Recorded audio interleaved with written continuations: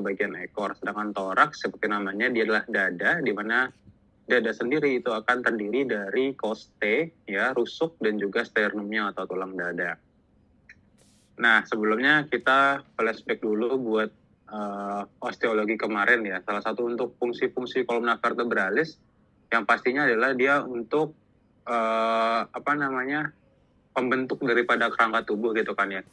Kalau misalkan dianya nggak ada kolumna vertebralis, maka tubuh itu ya nggak berbentuk kayak gitu.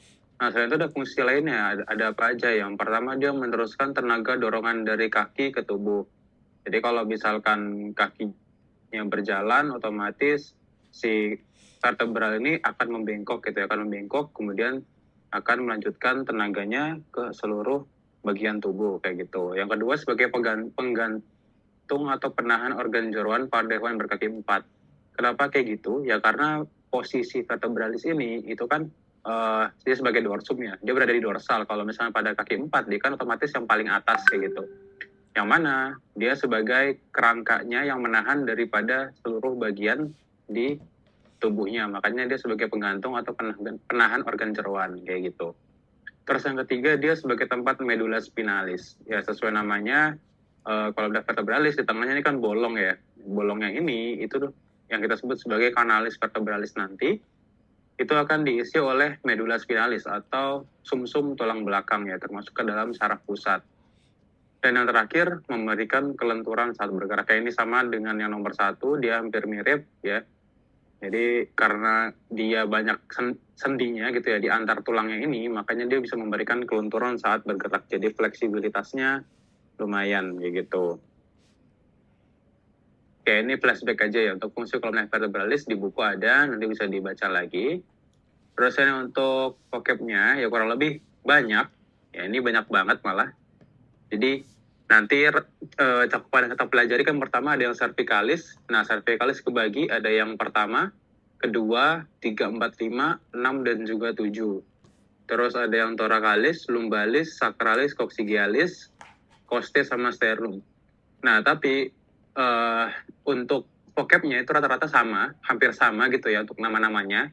Jadi yang membedakan aja nanti gimana cara kalian itu bisa mengidentifikasi tulang itu tulang vertebrae yang mana. Itu yang pertama. Yang kedua, nama bentukannya boleh sama, tapi biasanya letaknya itu punya ciri yang berbeda di setiap tulang vertebrae-nya. Jadi setelah kalian nanti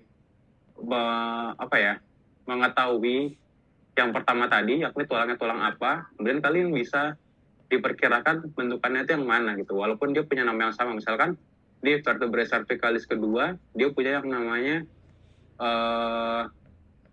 kedua ini misalkan processus articularis cranialis ya. Nah, tapi di 345 dia punya processus articularis cranialis juga kayak gitu. Pun sama nanti di vertebrae thoracalis juga punya processus articularis cranialis pun selanjutnya. Gitu. Jadi nanti namanya tuh kurang lebih sama-sama, terus bentukannya juga kurang lebih sama gitu. Jadi yang perlu kalian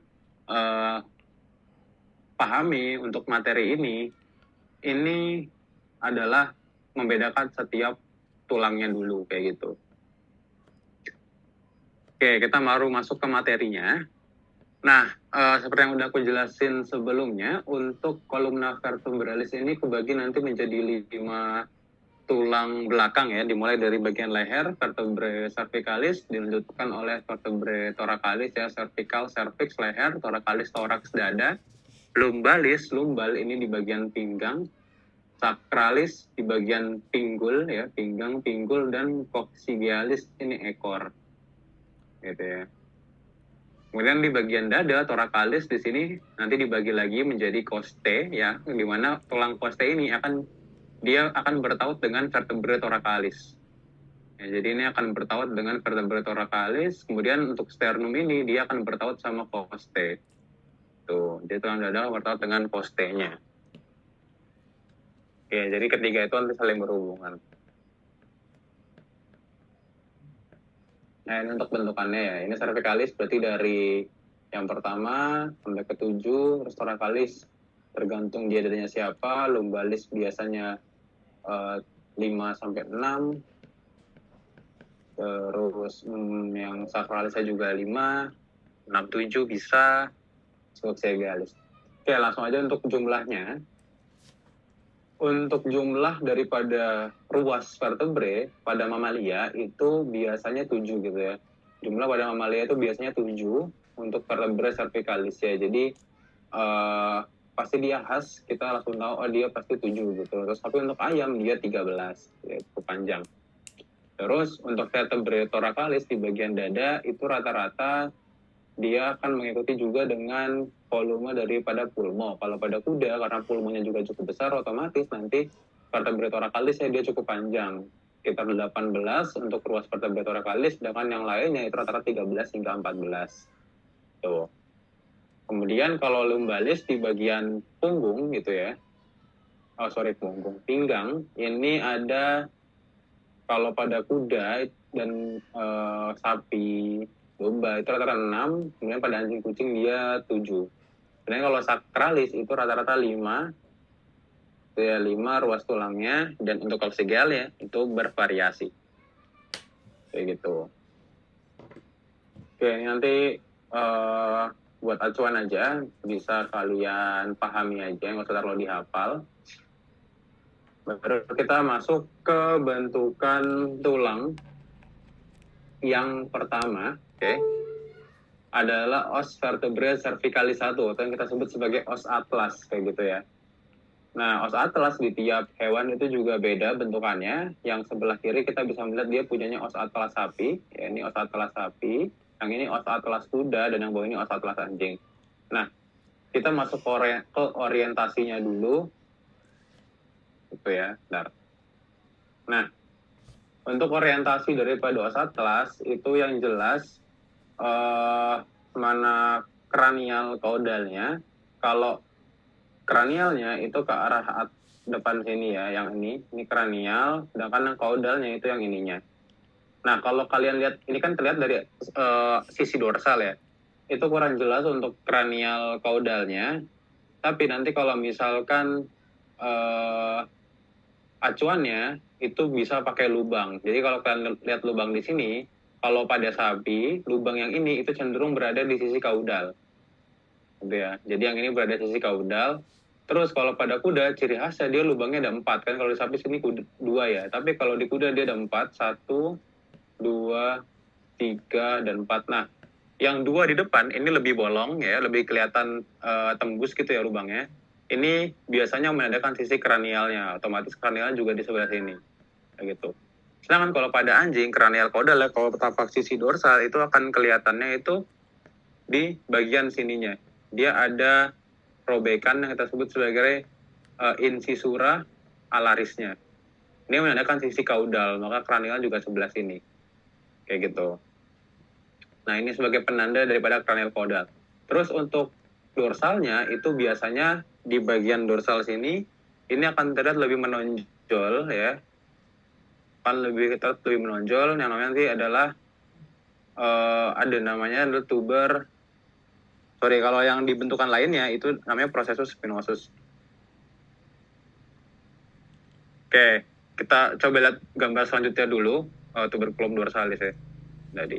Nah, ini terlihat tampak dorsal, sedangkan yang bawahnya ini adalah tampak ventralnya. Jadi yang atas ini tampak dorsal, yang bawahnya tampak ventral. Seperti yang udah aku jelasin, yang sebelah kiri ini merupakan hewan sapi, dia cuma punya 2 lubang, tapi kalau pada kuda dia punya 4 lubang. Yang bagian kranial yang mana? Ya lihat aja, ini ada lubangnya di bagian kaudal, otomatis kalau dia penanda sisi kaudal, yang sebelah sini dia merupakan kranial, yang ininya dia kaudal.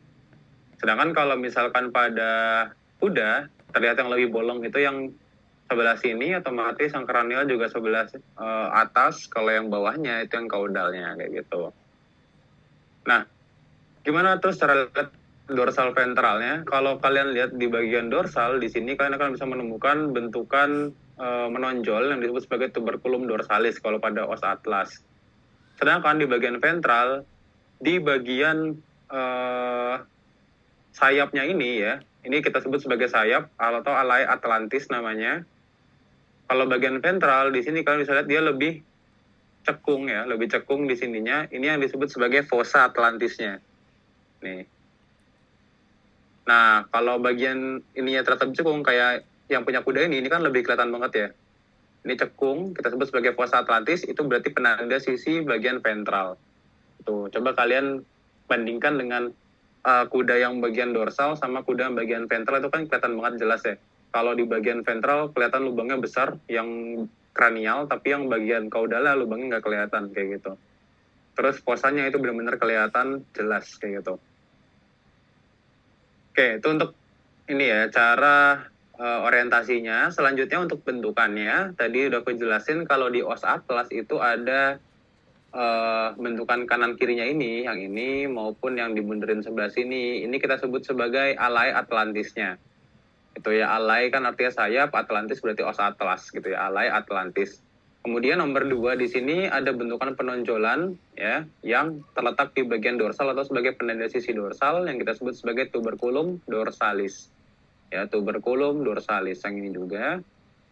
Nah, kemudian yang ketiga, nah ini menarik, kalau kalian lihat panahnya, kalau dia menusuknya ke arah luar ya, ini kan ke arah lateral, ini ke arah saya kan lateral, itu kita sebut sebagai foramen alare. Sedangkan yang menuju ke arah dalam, gitu ya, yang ke dalam sini nusuknya, itu kita sebut sebagai foramen vertebral lateral. Ya, foramen vertebrale lateral. Sebenarnya kenapa kok nusuknya ke dalam malah namanya lateral? Nah, ini kan cuma nusuknya doang ya. Tapi kalau misalkan kita bahas secara teoritis, itu kan di tengah-tengah sini kan ada medula spinalis toh. Ada medula spinalis lewat di tengah sini masuk. Nanti medula spinalis itu kan akan menghasilkan saraf-saraf tepi gitu ya. Saraf-saraf tepinya itu keluar dari bagian medula spinalis menuju keluar sini. Jadi kan harusnya palanya kebalik kayak gitu. Jadi dia menuju ke arah luar, dari dalam keluar, makanya kita sebut sebagai foramen vertebrale laterale gitu. Cuman kalau kita tunjuk pakai lidi misalkan gitu ya, itu kan kita nunjuknya dari arah luar ke dalam gitu. Sedangkan kalau yang nomor 3 itu dari dalam keluar gitu ya. Ini diperhatikan panahnya aja. Jadi kalau yang dari luar ke dalam namanya foramen vertebrale laterale, sedangkan yang nomor 3 dari dalam keluar ini kita sebut sebagai foramen alare. Pun sama pada kuda, yang bagian dari luar ke dalam adalah foramen foramen alare, sedangkan yang dari bagian luar ke dalam adalah foramen vertebrale laterale kayak gitu. Nah, bentukan khas pada kuda di bagian kranial tadi ada lubang ya. Ini kita sebut sebagai foramen transversarium. Jadi ada 3 lubang.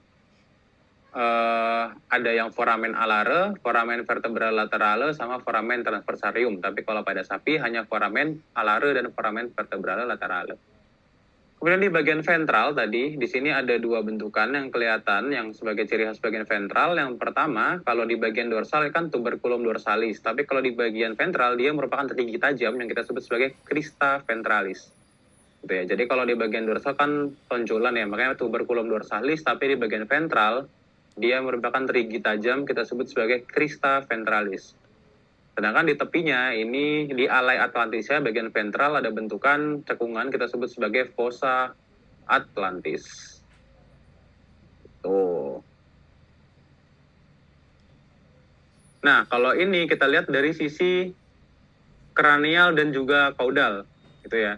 Yang sebelah kiri ini merupakan sisi kranial. Kok bisa kranial? Ngelihatnya gimana? Sedangkan yang sebelah kanan ini caudal. Gimana kok caranya kita bisa tahu ini kranial dan sebelah kanannya caudal kayak gitu? Nah, pertama untuk penanda sisi kranial, kalau di os atlas itu kelihatan dia lebih kayak ke atas gitu ya. Ininya, cekungannya dia ke arah atas. Gitu. Jadi si fovea articularis cranialis ini dia lebih cenderung kebukanya ke atas. Tapi kalau yang 9 ini, fovea articularis caudalisnya dia ke bawah. Gitu ya. Bisa dibayangkan ya. Dia ke arah bawah dan cenderung kelihatan lebih rata. Tapi kalau yang 8 ini benar-benar kayak cekungan gitu nomor 8-nya. Nah, selain itu untuk bagian caudal ada yang khas namanya adalah fovea dentis ya. Fovea dentis ini adalah bentukan bulat di sini dan dia cekung. Itu nanti akan bertaut dengan sendi dengan bentukan di os vertebrae cervicalis keduanya atau os selanjutnya. Gitu. Nanti dia akan bertautnya di sini. Tapi kalau yang kranial dia nggak ada. Gitu ya. Itu yang membedakan dia kranial, dia caudalnya. Tuh. Terus untuk fovea articularis cranialis ini dia akan bertaut dengan os sebelumnya. Ada yang tahu dia os apa? Sambil itu namanya. Nggak tahu.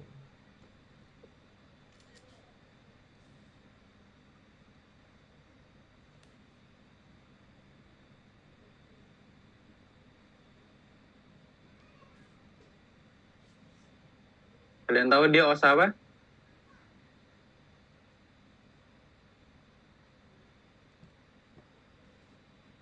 Materi pertama.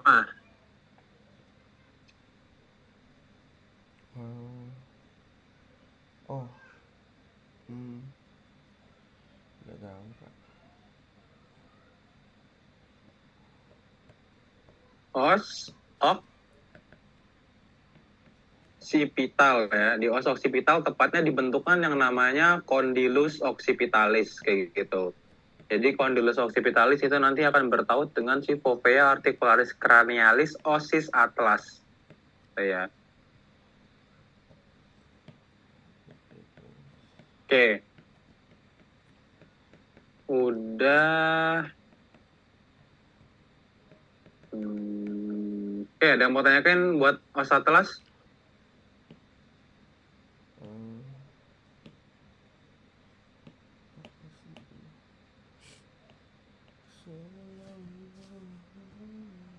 Akan bertaut dengan os occipitalis, condylus occipitalis.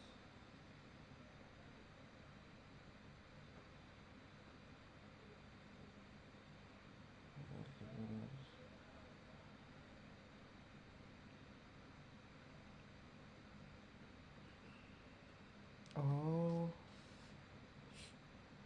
oke, dentis.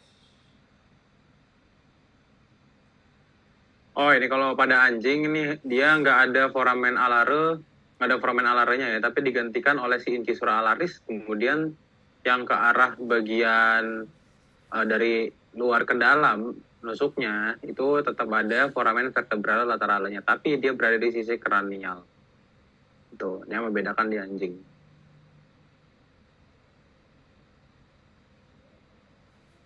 Oke, kalau nggak ada, lanjut ke os yang kedua.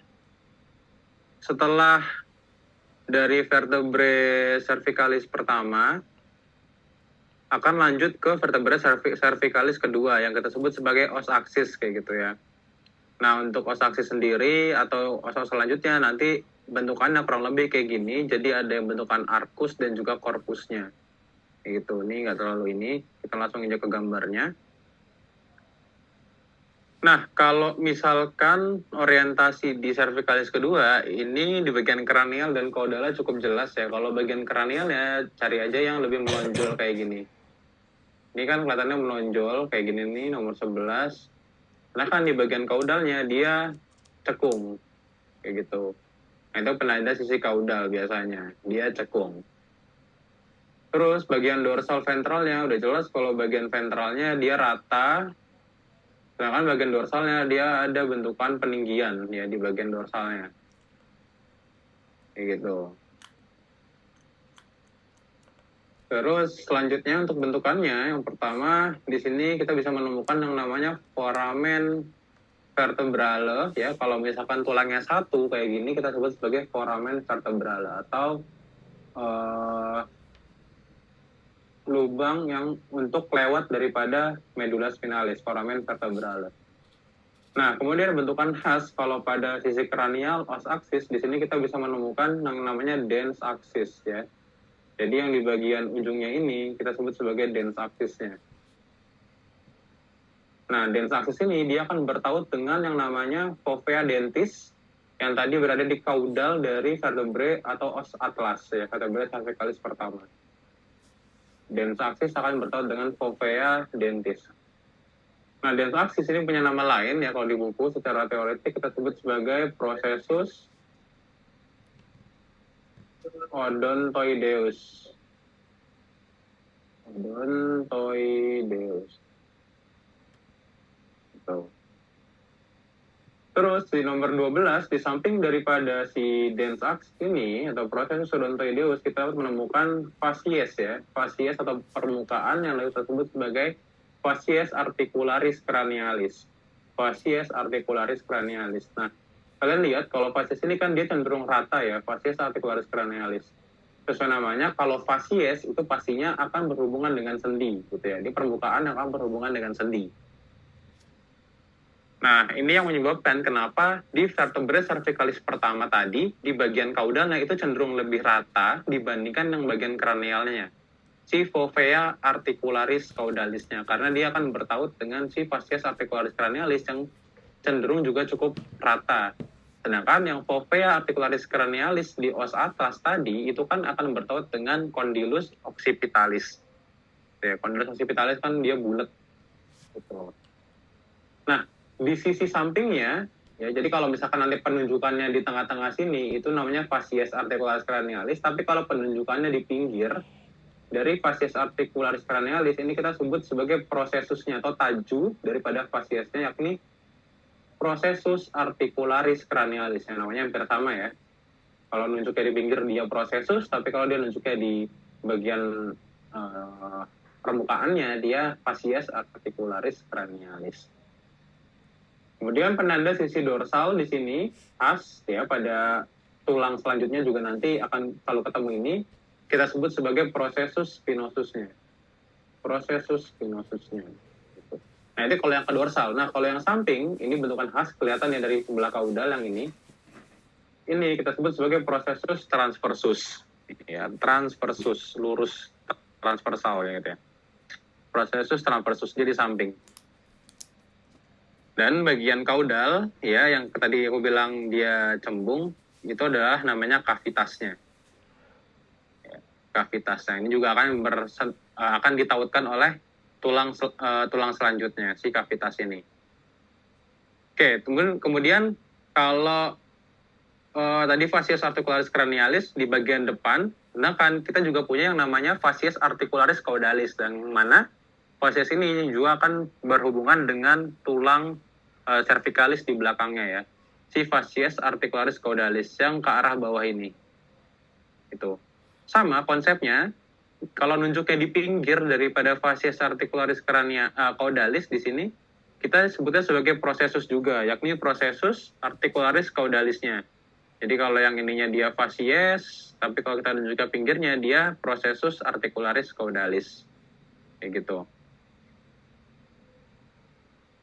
Oke, kalau tampak lateral di sini kita bisa melihat masih ada lubang yang namanya foramen vertebrale laterale ya.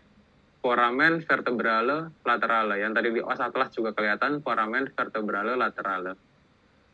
Selain itu ada juga yang itu kita sebutnya di nomor 22 di sini masih ada crista ventralis. Oke, crista ventralis sama di os atlas juga ada crista ventralisnya. Sedangkan di bawah dari ini kan tadi dens axis ya. Terus kalau bawahnya ini ya, ini kita sebut sebagai crista ventralis. Facies articularis ventralisnya. Facies articularis ventralis. Tapi kalau ujungnya ini,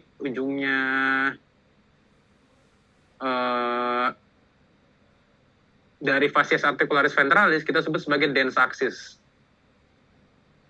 Jadi ini dens axisnya, yang ini juga dens axisnya, sedangkan yang ininya dia facies articularis ventralis.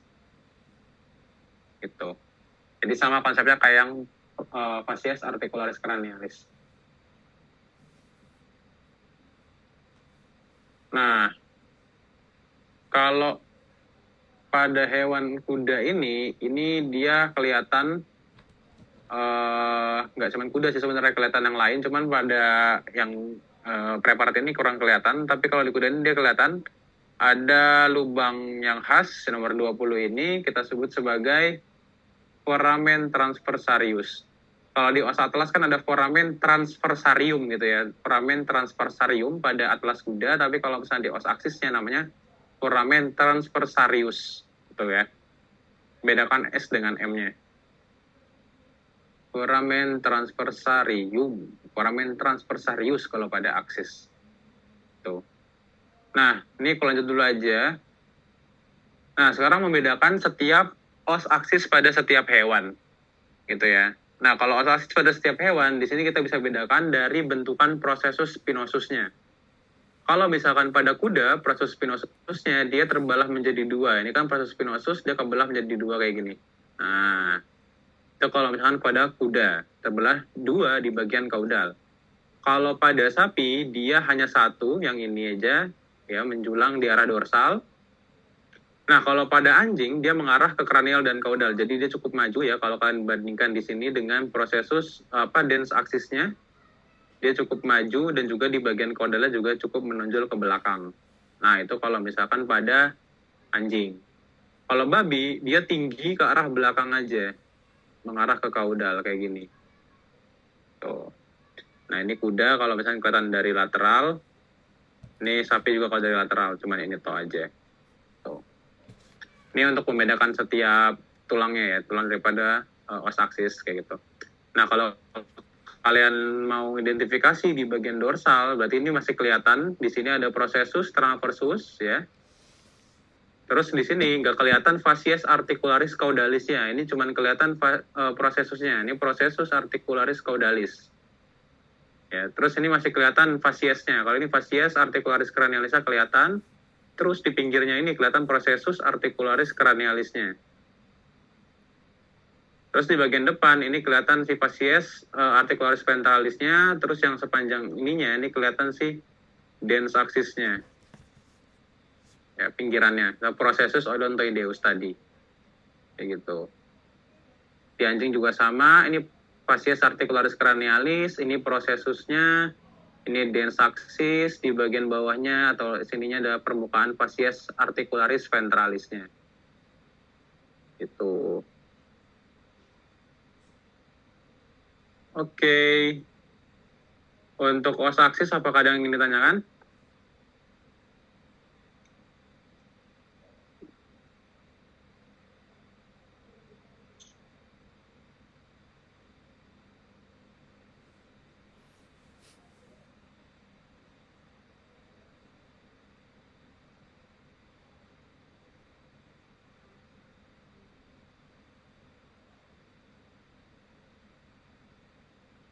Apakah ada yang ingin ditanyakan?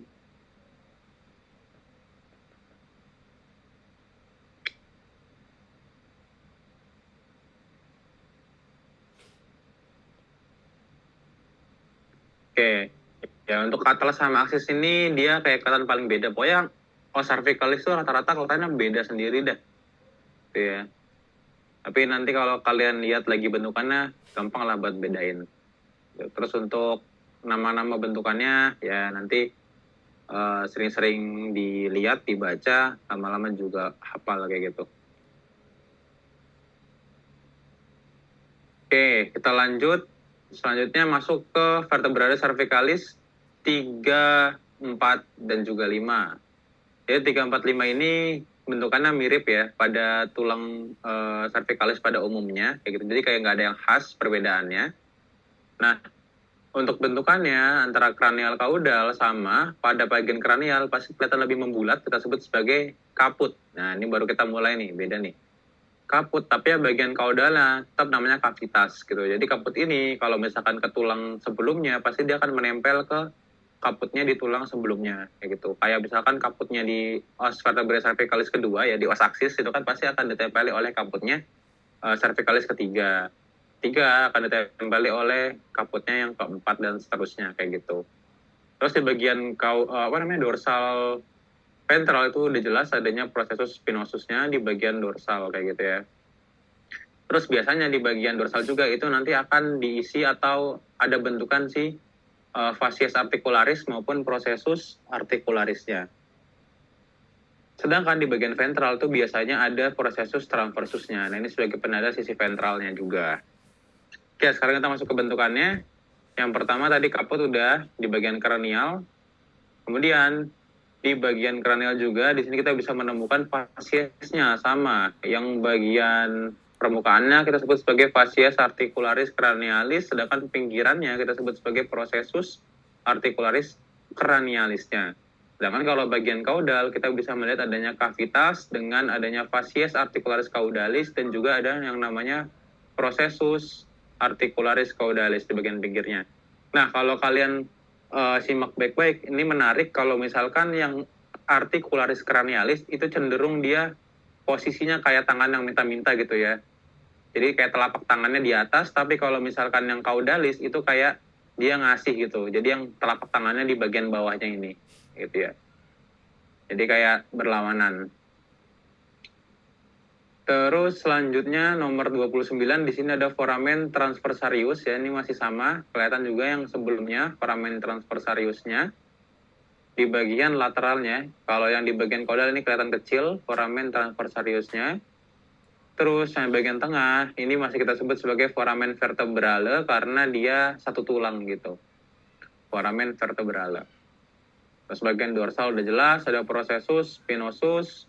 Kemudian kalau bagian ventral, ya bagian ventral di sini kita masih menemukan kaputnya dan juga penanda sisi ventral yakni si crista ventralisnya. Jadi crista ventralisnya tetap menandakan sisi ventral, sedangkan bagian dorsal tadi ada processus spinosusnya. Nah, di sisi lateral ini masih bisa kita kelihatan si foramen transversariusnya dan juga adanya foramen processus transversus ya, processus transversusnya. Tuh, jadi kelihatan ada dua. Kalau misalkan di 345 ini. Ada yang ke depan sama ada yang ke belakang. Foramen lagi, processus transversusnya. Nih, yang ini, yang di bawah sini, ini prosesnya sama yang ini.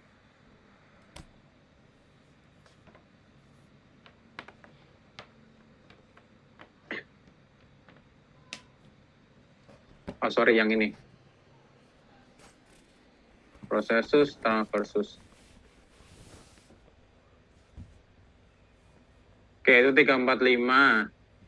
Ada yang menanyakan 345, ini mirip-mirip juga ya sama sebenarnya ya semua vertebrae itu hampir mirip-mirip untuk bentukannya, cuman ya bentukan vertebrenya aja yang kelihatannya beda-beda gitu. Cuman nama bentukannya ya sama kan, ada foramen vertebrale, fascies articularis cranialis, caudalis, processusnya, foramen juga sama namanya, kaput cavitas penanda corneal caudal sama, processus spinosus crista ventralis sama gitu.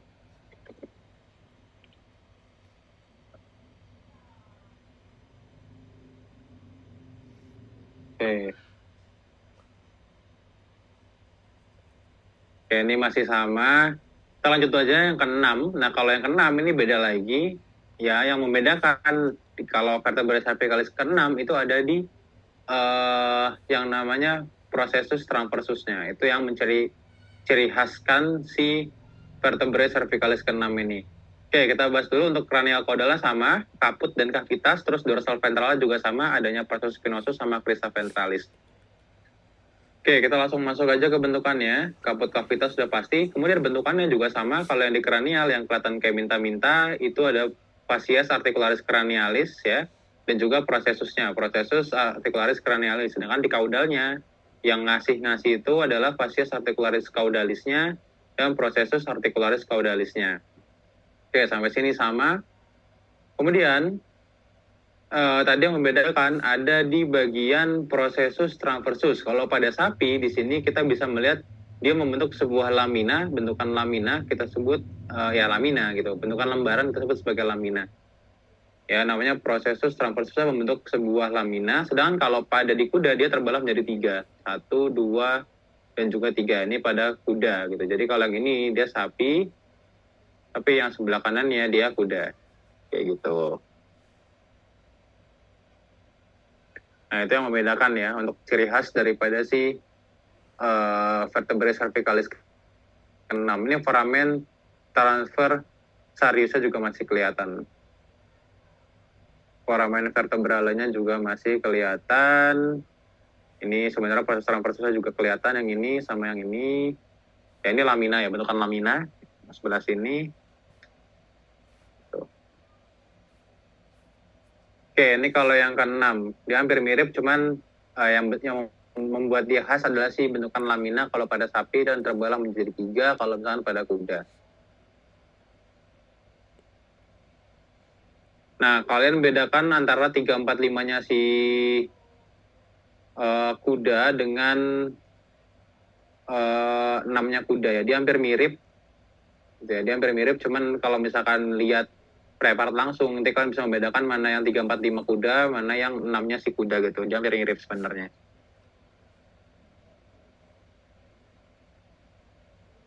Oke, terakhir cervicalis ketujuh. Ini yang membedakan atau ciri khas daripada cervicalis ketujuh, dia adanya ini namanya Fovea costalis caudalis. Nah, ini adalah bentukan khas pada cervicalis ketujuh. Ini yang menandakan dia cervicalis ketujuh. Selain adanya Fovea costalis caudalis, prosesus spinosusnya dia mulai panjang, gitu ya. Dia mulai sangat panjang karena dia sebagai apa istilahnya ya? Pergantian gitu ya. Jadi kayak fase peralihan masuk ke thoracalis gitu. Jadi si prosesus spinosusnya dia panjang. Nah, untuk bentukannya sama sebenarnya. Fascies articularis cranialis dia kayak minta-minta ke arah atas, pinggirnya ada prosesusnya, tengahnya foramen vertebrale, bagian kranialnya ditandai dengan kaput, caudalnya ditandai dengan cavitas. Kemudian fascies articularis caudalis kayak yang ngasih nunduk ke bawah, terus pinggirannya ada prosesusnya. Terus tetap kanan kirinya di sini masih ada prosesus transversusnya itu ya. Nah, yang membedakan atau khasnya di sini adalah nomor 50 ini, yakni adanya Fovea costalis caudalis ya. Dia bentukannya lebih cekung, jadi kayak misalkan ini ada kavitasnya, tapi di sini nanti ada bentukan Fovea costalisnya kanan kirinya daripada si kavitasnya yang ininya. Ya, ini Fovea costalis caudalis karena berada di sisi caudal ya. Kenapa kok namanya costalis ya? Costalis fovea. Fovea ini kan cekungan ya, berhubungan sendi. Costalis itu berarti dia akan berhubungan sendinya dengan caudalis, berarti dia letaknya di caudal. Ya. Jadi dia akan berhubungan dengan coste. Nanti kita bahas lebih lanjut. Tapi ini untuk sementara anatominya kayak gini. Ada bentukan khas si fovea costalis caudalis kalau pada sisi caudal, baik di sapi maupun di kuda pun sama semuanya. Ini ciri khas daripada yang ketujuh. Oke, untuk vertebrae cervicalis dari 1 sampai 7 ada yang mau ditanyakan?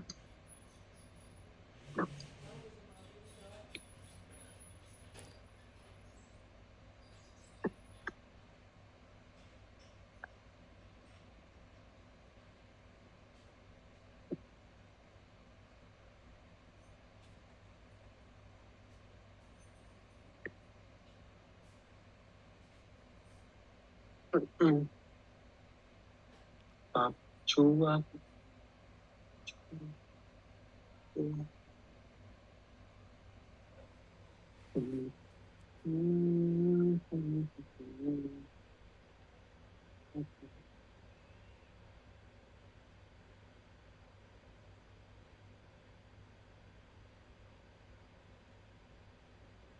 Ada nggak yang mau tanyakan?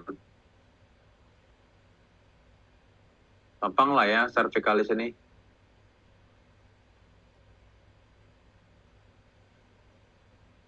Gampang-gampang, wes. Oke, kalau nggak ada kita lanjut ke bagian vertebrae thoracalis. Ya kan, dari leher, kemudian kita lanjut ke bagian tulang punggung ya, atau tulang di bagian ya punggung kalau kita. Nah, masuk ke vertebrae thoracalis itu yang mencirikan khasnya, ya menciri khaskannya, ini adanya proses spinosus yang sangat tinggi. Ya, proses spinosus yang sangat tinggi, ini berarti dia sebagai ciri daripada vertebrae thoracalisnya. Nah, untuk bentukannya itu sebenarnya juga sama, mirip dengan yang vertebrae yang sudah kita pelajari sebelumnya. Jadi untuk penanda sisi kranial caudal sama, adanya kaput sama kavitas gitu ya, kaput kavitas, kemudian bagian lateralnya tetap ada prosesus transversus. Coba yang membedakan nanti adanya bentukan baru yang kita sebut sebagai fovea costalis tadi. Jadi fovea costalis seperti yang udah aku sebutin itu kan dia akan berhubungan dengan coste-costenya. Nah, jadi fovea costalis ini nanti akan berhubungan dengan coste. Dia terletak di bagian kranial, caudal dan juga ada di bagian lateral.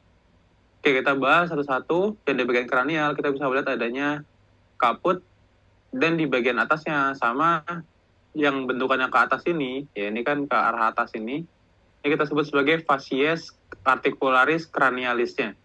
Jadi sama masih kayak bentukannya minta-minta, facies articularis cranialis, sedangkan pinggirannya yang ini, ya kita sebut sebagai processus articularis cranialis. Jadi sama namanya dan bentukannya juga mirip. Kalau yang kaudalnya itu bentukan cekungan, kita sebut sebagai kavitas, sedangkan yang fasiesnya dia ke arah bawah kayak gini, pinggirnya masih sama processus articularis caudalisnya. Jadi sama. Nah, kemudian nomor 52 masih sama, di sini adanya processus transversus di bagian lateralnya, ya, processus transversus. Kemudian yang membedakan adalah adanya fovea costalis cranialis, ya, fovea costalis cranialis yang di bagian lateral yang ini. Jadi kranial yang sini ya, ini kranial, ininya kaudal. Itu di bagian sisi samping, di bawah daripada processus transversus, kita bisa melihat adanya fovea costalis cranialis. Sedangkan di bagian kaudalnya, samping daripada kavitas ini, kita bisa melihat adanya fovea costalis caudalisnya. Jadi di bagian samping adanya fovea costalis cranialis, cenderung ke arah depan, sedangkan di bagian kaudalnya ada fovea costalis caudalis. Nah, ada juga fovea costalis transversalis. Sesuai namanya, transversalis berarti dia berada di bawah daripada processus transversus. Yang ini, yang nomor 60, fovea costalis transversalis. Jadi ini proses transversusnya, terus di bagian bawahnya, di bawah bagian bawah cenderung kaudal itu adanya fovea costalis transversalis. Itu. Dan seperti biasa yang pada sisi ventral masih ada namanya crista ventralis. Itu. Nah, ini sebagai mencirikan daripada si vertebrae thoracalis, ya. Kalian ingat-ingat dulu bentukan khasnya tadi ada di fovea-foveanya. Fovea costalis cranialis, fovea costalis caudalis, dan fovea costalis transversalis. Ya, itu diingat bentukan khasnya pada vertebrae thoracalis. Nah, selanjutnya kita bahas masih masuk ke vertebrae lumbalis, ya. Di bagian lumbal ini, ciri khasnya adalah processus transversusnya yang sangat panjang. Kalau yang thoracalis tadi spinosus yang panjang, tapi kalau yang lumbalis itu transversusnya yang panjang. Penandanya masih sama, bagian kranial ada kaput, bagian kaudalnya ada kavitas. Terus yang membedakan adalah si facies articularis cranialis, ya, dia cenderung kayak membentuk huruf C. Jadi di bagian dalam sini, ya, itu adalah fasiesnya, sedangkan pinggirannya masih sama, dari fasies itu ada processusnya. Jadi misalkan ini C ini, ya, kayak gambarnya. Nah, yang ininya, yang sebelah sini, ini yang fasiesnya, tapi pinggirannya ini yang prosesusnya. Itu. Jadi yang ini juga sama, kalau yang dalamnya ini yang fasiesnya, pinggirannya ini yang prosesusnya. Itu. Kemudian kalau di kaudal, ya, masih sama, dia lebih kelihatan terbuka, ya. Jadi fasiesnya yang ini, terus prosesnya yang tetap di pinggirnya itu ada prosesusnya. Processus articularis caudalis. Ini yang membedakan dari tulang-tulang sebelumnya, ya, arah bentukan daripada fasiesnya. Oke, tadi di bagian lateral bentukan khas ada proses transversus yang memanjang, terus di bagian dorsal sama ada processus spinosus. Itu. Nah, ada bentukan khas kalau misalkan di tulang lumbal ini, yakni kalau misalkan penyatuan antara facies articularis, antara processus articularis, caudal plus juga kranial di sini kita sebut sebagai yang namanya processus mamillaris. Ya, ini salah. Ini processus mamillaris nomor 70. Processus mamillaris.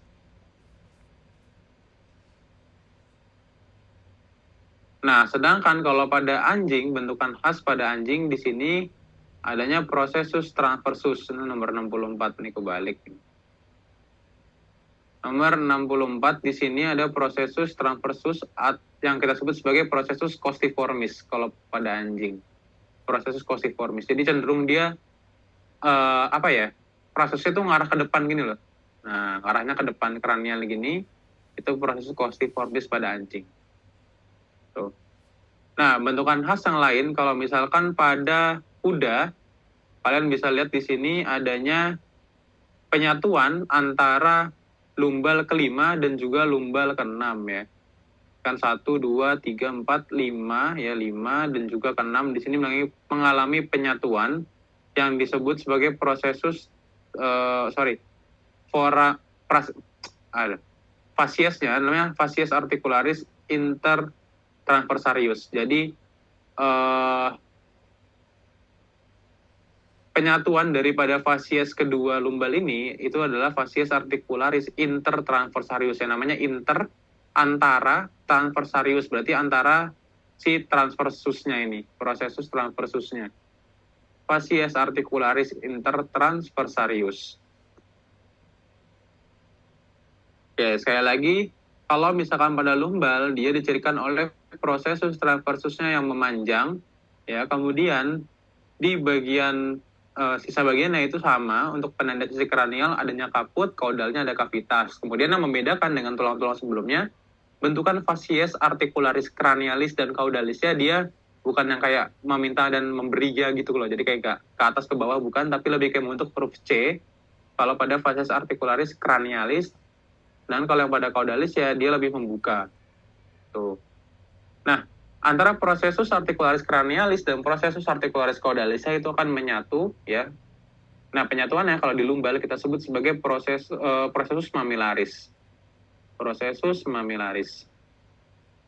Kemudian prosesus transversus yang khas pada anjing kita menyebutnya sebagai prosesus costiformis.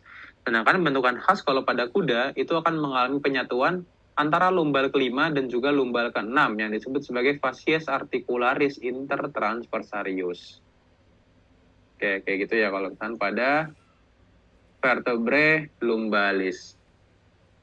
Nah, ini membedakan ya antara vertebrae lumbalis dan juga vertebrae sacralis nantinya. Kalau misalkan yang kelima sama keenam kuda tadi di sini ya, di sini adanya fasies articularis intertransversarius ya, intertransversarius, tapi di lumbal ke-6 dengan os sacrumnya ya, vertebrae sacralisnya itu akan mengalami penyatuan yang disebut sebagai fasies articularis sacrotransversarius. Jadi antara sacrum dengan transversusnya, sacrotransversarius. Kalau yang tadi kan intertransversarius, kalau yang dengan sacrum namanya sacrotransversarius.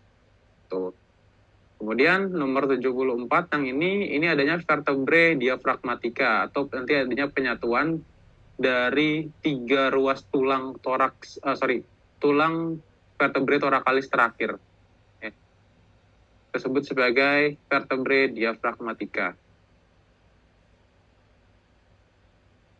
Oke, sampai sini lumbal sama thoracalis ada yang mau tanyakan?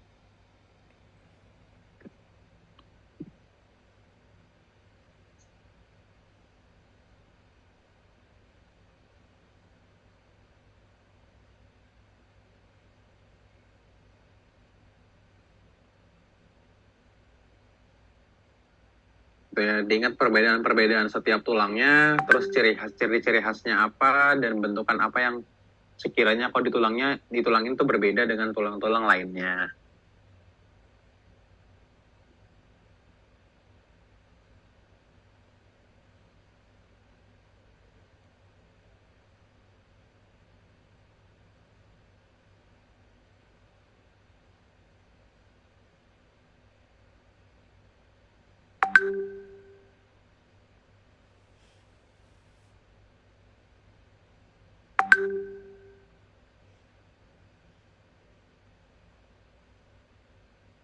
Nggak ada yang lain?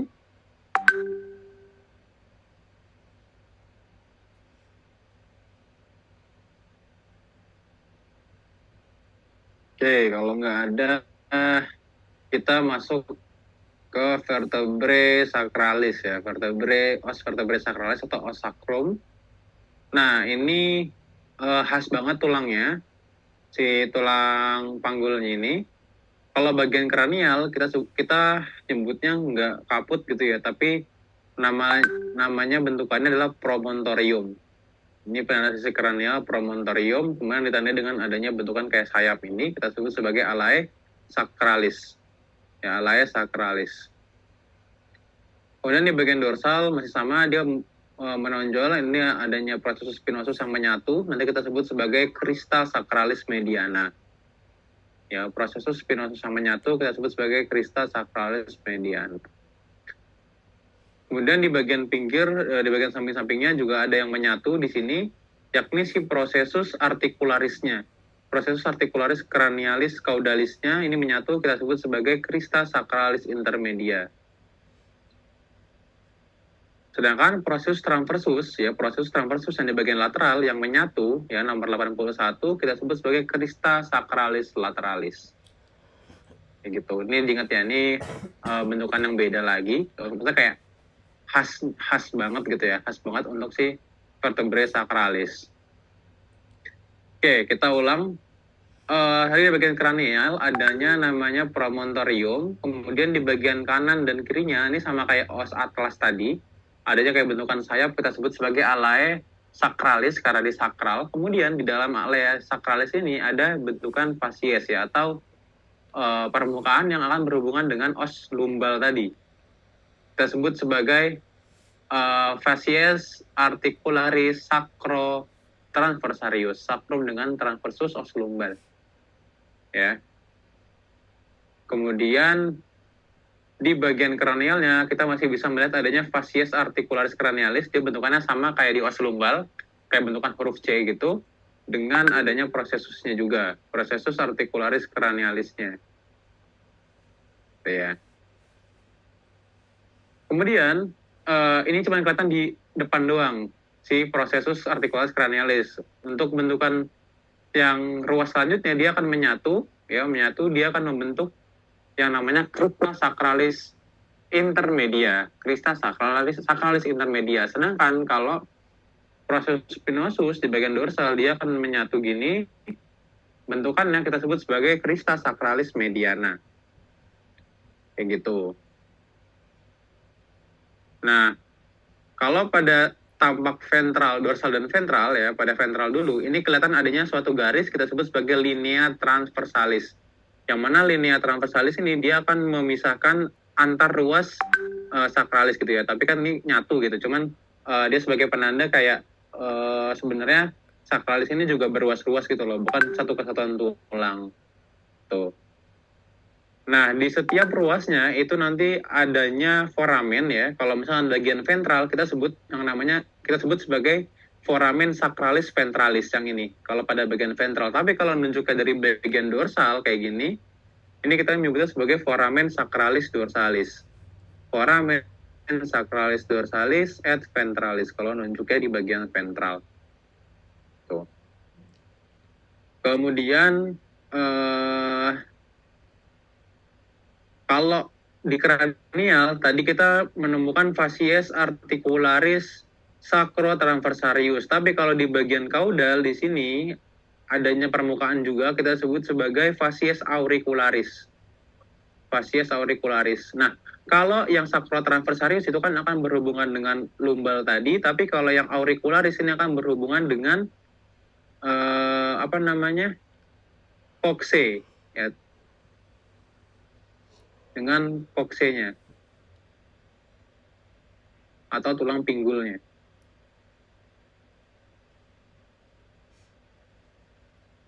Oke, terus apa lagi? Udah semuanya ini udah dibahas. Jadi di catatan aja kalau crista sacralis mediana ini merupakan penyatuan dari prosesus spinosus. Kalau crista sacralis intermedia ini merupakan penyatuan ya dari prosesus articularis cranialis et caudalis. Kalau crista sacralis lateralis ini merupakan penyatuan dari prosesus transversus. Ya, catatan aja. Ya, ada yang mau tanyakan?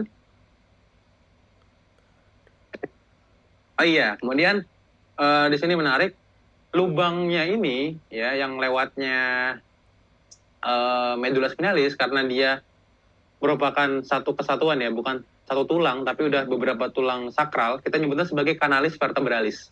Jadi kalau di sakrum ini karena dia udah gabungan dari beberapa os sakrum itu ya, ruas-ruasnya kita sebut sebagai kanalis vertebralis. Tapi kalau cuman satu tulang kayak tadi misalkan os atlas, os aksis sendiri, itu kita nyebutnya sebagai foramen vertebrale. Tapi kalau misalkan satunya gini, satu kesatuan, kita sebut sebagai kanalis vertebralis.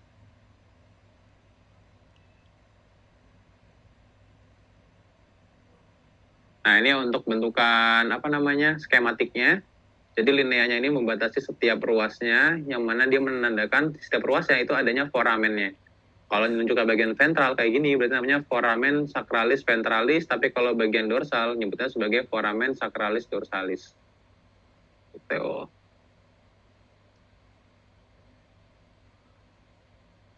Nah, ini untuk kristal-kristalnya kelihatan ya. Kalau di skematisnya kayak gini, ini adanya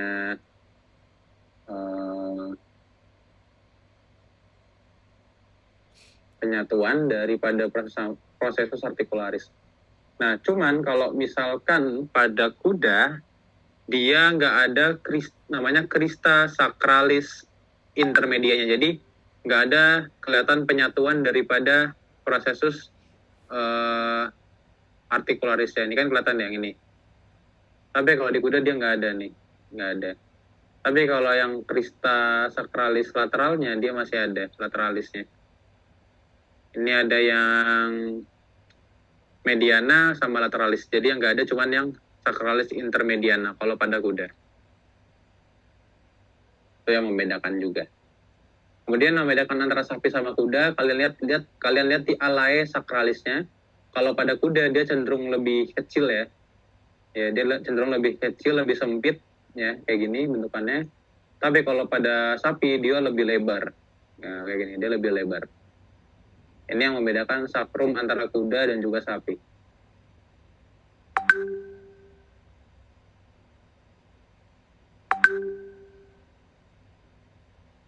Oke, ada yang mau tanyakan? Susah tarik materinya. Apa gampang banget? Karena nggak ada yang ditanyain. Masih memahami pelan-pelan. Apa gampang banget?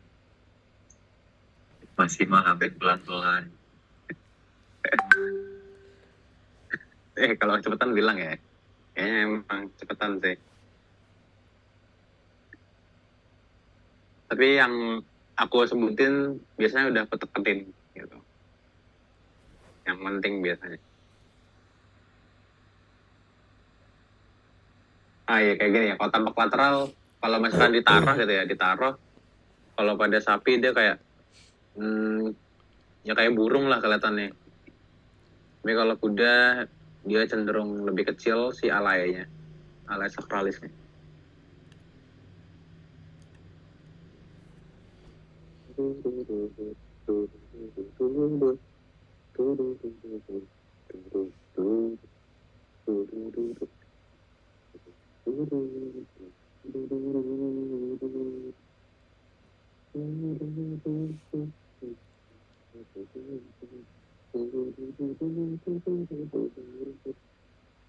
Oke, ini diingat lagi ya. Vertebrae thoracalis adanya fovea costalis cranialis, fovea costalis caudalis, sama fovea costalis transversalis. Ini kita ada recall di bagian belakang. Oke, aku lanjut dulu.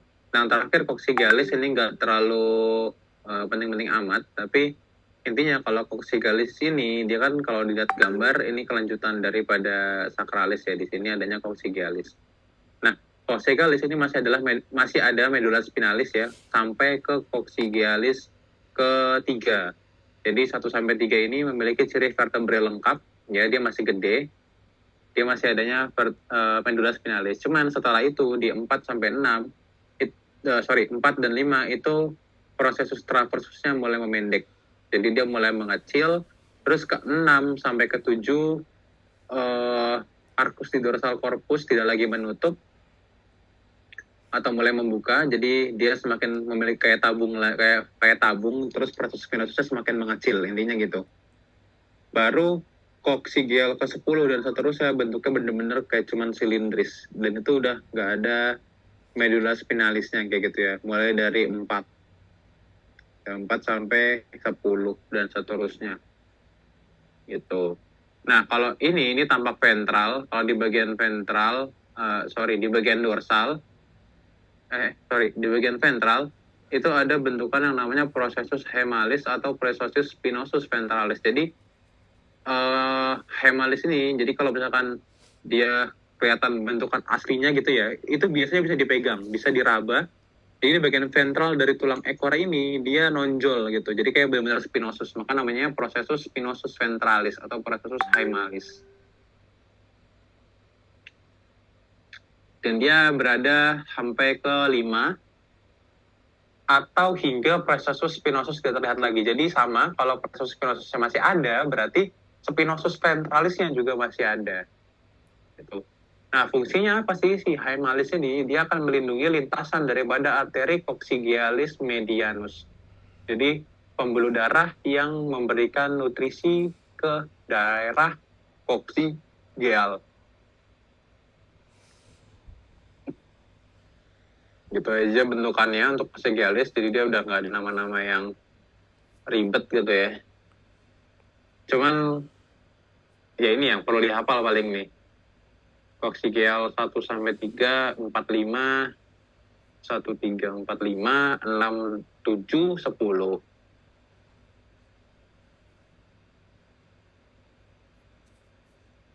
Oke, ini yang aku lanjut aja ke koste. Nah, untuk koste ini, untuk membedakan antara sapi sama kuda yang lebih pipih, kalau kuda dia lebih berbentuk tabung ya, berbentuk silindris. Kelihatan banget ya bentukannya. Kalau sapi dia lebih pipih, kalau kuda lebih berbentuk silindris. Nah, untuk bagian dorsal sama bagian ventral yang mana? Kalau bagian dorsal kalian lihat di sini dia ada bentukan kaputnya di sini. Nah, ini pasti bagian dorsal. So, kalau ventral cenderung lebih datar atau lebih kayak nggak ada bentukan-bentukan yang khas. Tuh. Nah, kemudian mana medial lateral? Kalau bagian medial otomatis yang cekung kayak gini, ini pasti medial. Sedangkan yang luar yang ini berarti lateralnya, yang sebelah sini ini medialnya. Karena ini cekung kayak gini. Tuh ya. Oke, medial lateral udah, dorsal ventralnya udah. Nah, selanjutnya untuk bentukannya, di sini kita bisa melihat adanya kaput dulu ya, di bagian dorsal dulu. Di sini adanya kaput coste ya, nomor 87 ya, di ujungnya skematisnya.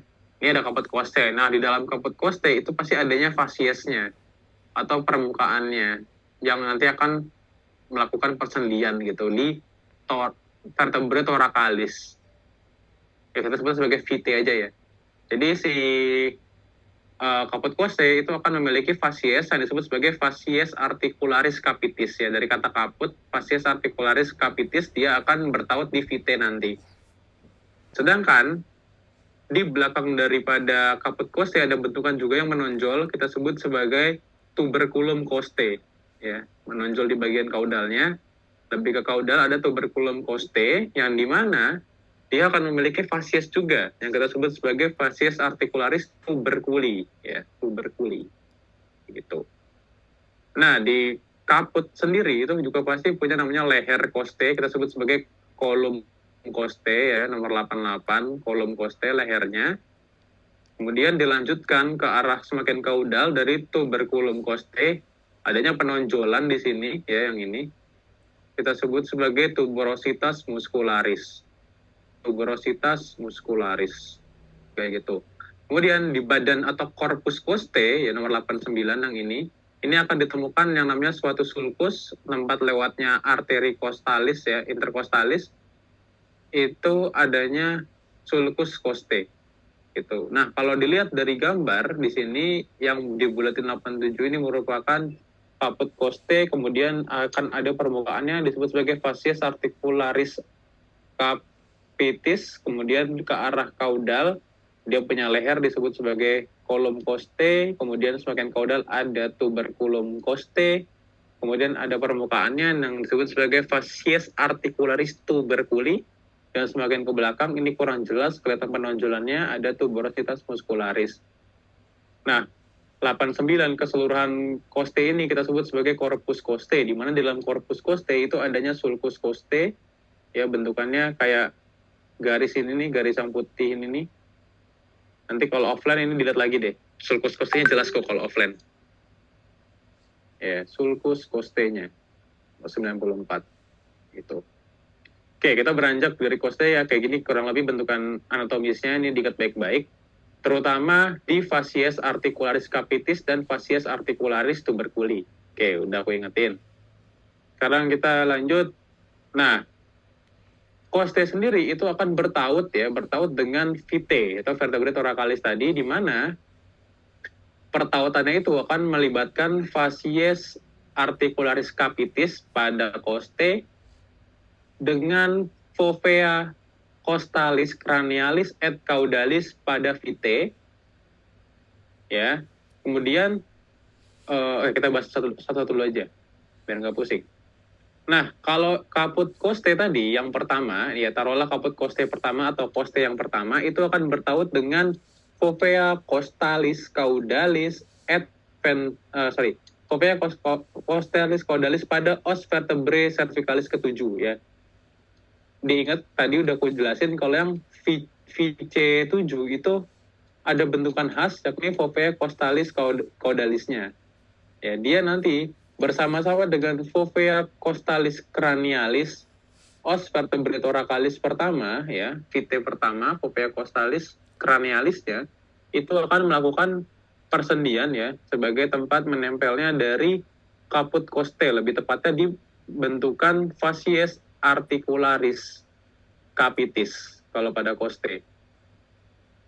Sedangkan di fovea costalis transversalis, ya, pada os vitae, ya, ini yang letaknya di kaudal dari yang ada di processus transversusnya, tapi cenderung di arah kaudalnya. Ada fovea costalis transversalis, dia akan bertaut dengan facies articularis tuberculi kalau misalkan pada costae-nya. Jadi kayak gini bentukannya nih kurang lebih nih. Jadi kayak gini ya. Yang kuning bakal sama kuning, yang hijau sama hijau, yang biru sama biru. Bakal nempel kayak gini costae kurang lebih jadinya. Kayak gitu. Nah, ini kalau costae pertama. Sekarang aku ganti jadi costae ke-8 misalkan. Nah, kalau misalkan costae ke-8, kaputnya ini dia nanti akan bertaut pada fovea costalis caudalis os vertebrae thoracalis ke-7, ya.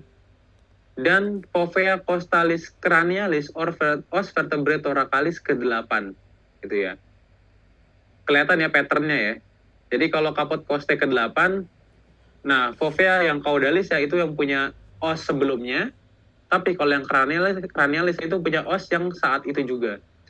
Jadi kalau yang costae ke-8 berarti fovea costalis caudalis ke-7 dan fovea costalis cranialis ke-8.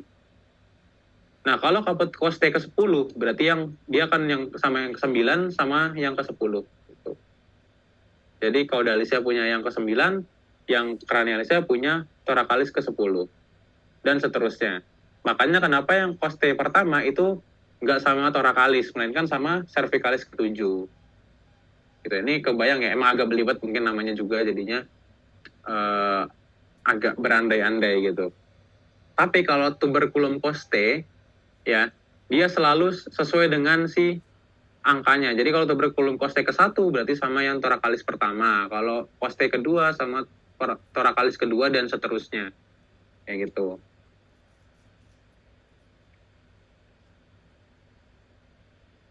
Oke, ada yang mau ditanyakan? Harusnya sih ada sih.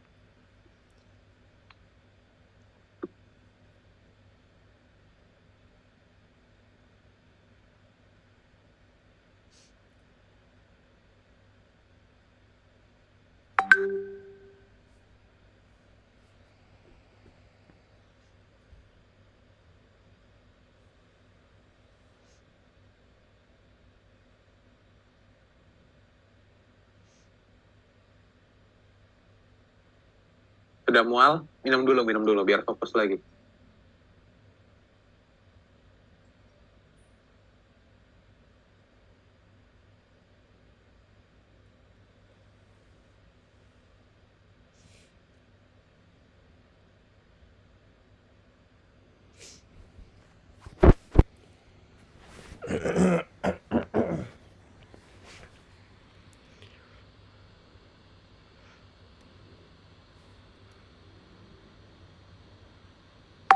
Kak, boleh dijelasin lagi yang Nggak tentang ada.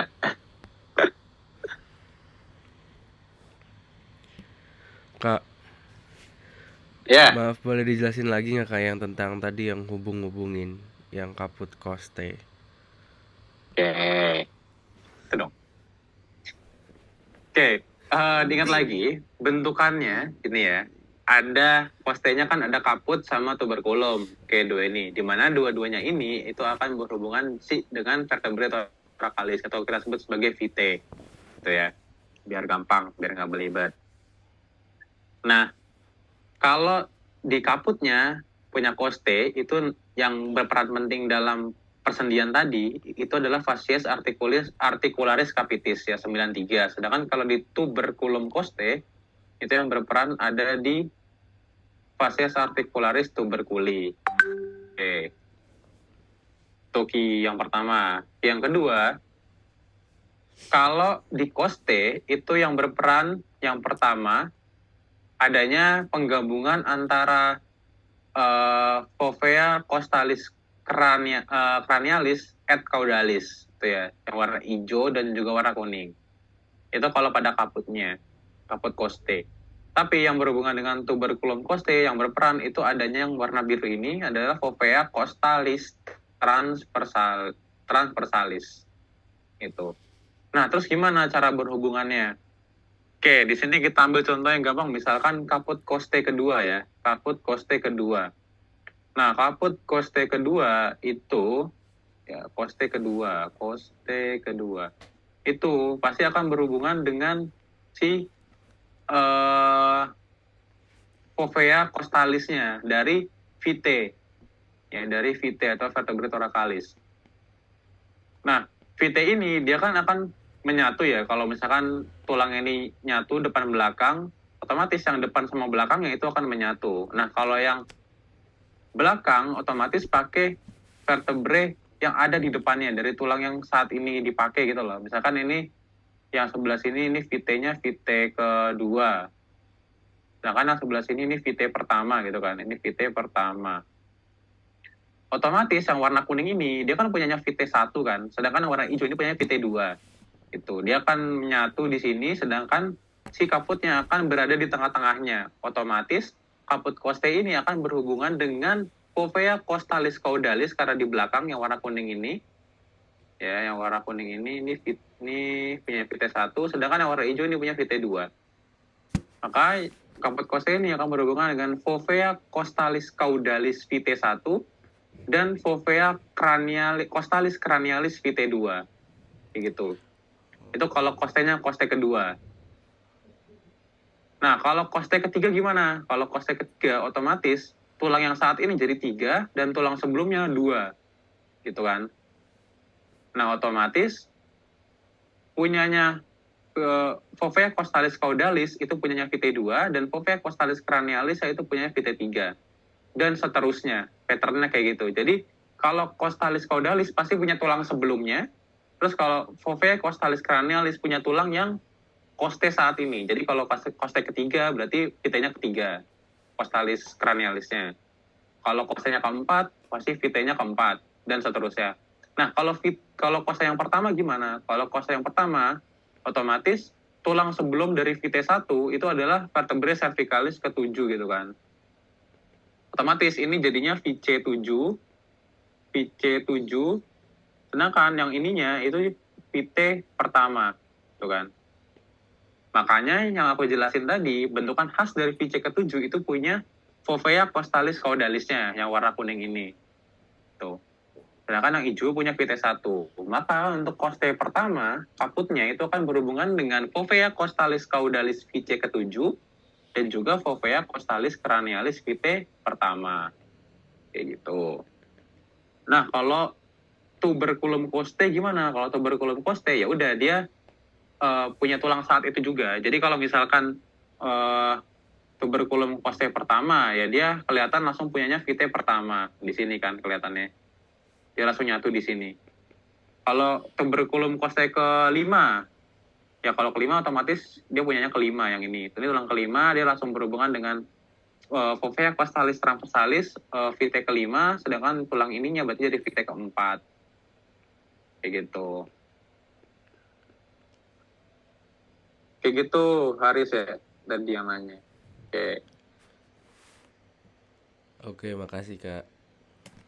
Oke. Anjing, sapi, kuda. Yang lain ada yang mau lain? Santai, Rek. Bisa sungkan.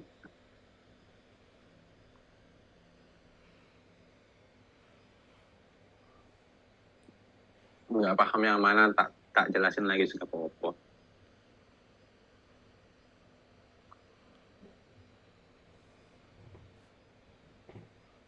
By the way, kalian boleh minjem tulang loh kalau gitu. Komtingnya udah ngasih juga kan cara minjem tulang juga. Kalian satu kelompok kan minimal bertujuh ya. Minimal bertujuh. Di kalian ya siapa kayak misalkan tadi Haris yang jadi ketuanya kayak gitu, terus ngechat yang di lab kan ada 9 orang ya nanti ya. Salah satunya aja jadi chat, bisa ke Vito, bisa ke yang lainnya, terus mau minjem tulang nanti kalian dikasih nanti kalian pasti disuruh apa gitu. Cuman ya kalian sepakatan dulu sama yang lain, sama teman-teman kalian mau kapan minjemnya buat belajar mandiri kan. Nah, bentar lagi juga oprak gitu.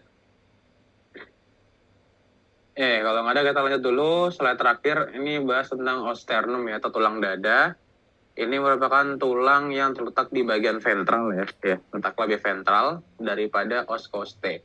Dimana kalau pada tulang dada ini atau osternum itu punya beberapa bentukan yang berbeda pada setiap hewannya. Kalau di kuda kalian bisa lihat dia seperti tajuk pedang kayak gitu. Sedangkan kalau di kambing itu dia mirip sapi, cuman kalau kambing dia lebih lebih lebih silindris. Bentuknya lebih kayak tabung, kecil-kecil, perluas daripada sternumnya. Kalau dorsal dia lebih pipih, gitu. Nah, untuk bentukannya, kalau pada kuda di sini ada yang namanya manubrium sterni. Pasti di bagian kranial caudala itu pasti ditandai dengan manubrium sterni, yang ini. Kalau di bagian caudal itu kan selalu ditandai dengan yang namanya processus siphoideus.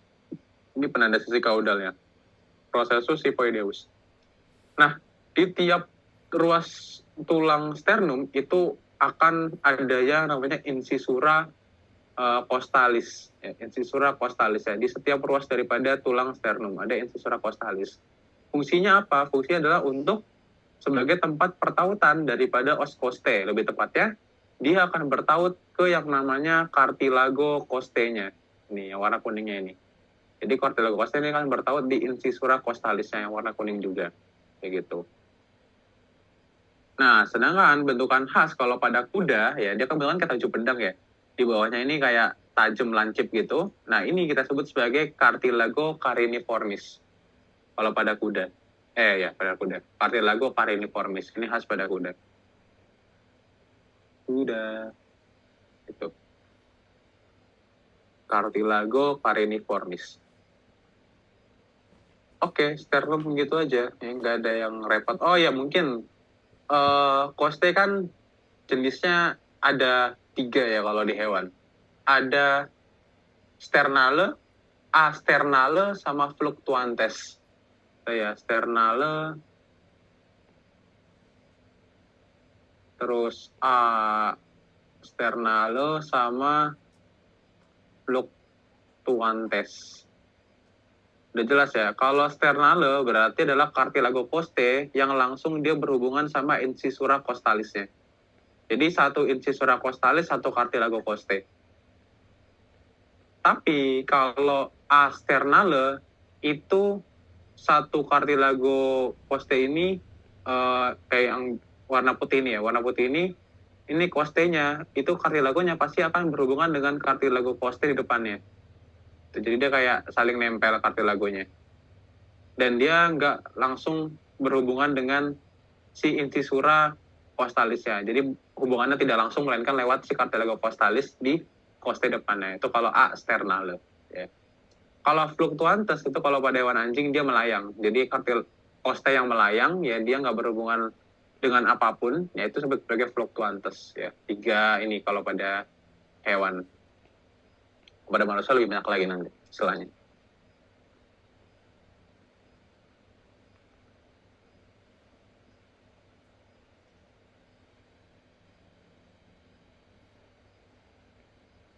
Oke, udah selesai. Yang menanyakan?